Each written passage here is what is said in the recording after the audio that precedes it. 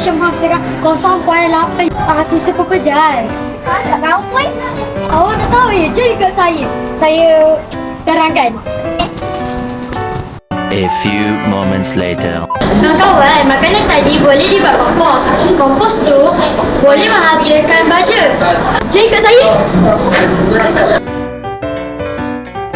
Kawan-kawan tahu tak? Kawan-kawan tahu tak? Bahawa tak pernah tujuh beberapa jenis sistem pekerjaan. Yang pertama, isi rumah, komersial, awam, pembinaan, industri dan institusi. Jom ikut saya.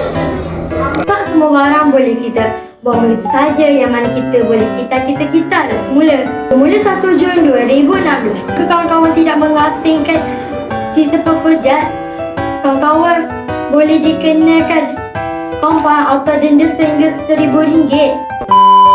Bayangilah bumi kita. Sisa pekerjaan ini mesra alam. 40% baik, patuhi KPI dan SOP.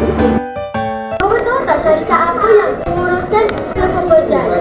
Betul, SWF melantik 3 lagi syarikat di bawah dia. Seminggu 2 kali sampah akan datang ke kawasan rumah kawan-kawan.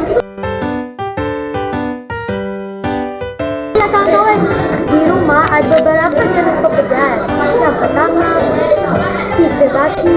Yang kedua, sisa taman. Yang ketiga, sisa kipas harian. Dan keempat, sisa sukan. Kesimpulannya, dapatlah kita 3 pengajaran. Yang pertama, tak semua barang kita boleh buang begitu saja. Boleh kita gitar semula tau. Yang kedua, 1 Jun 2016, jika kawan-kawan tidak menghasilkan sisa pekerjaan, kawan-kawan boleh dikenakan kompaun atau denda RM1,000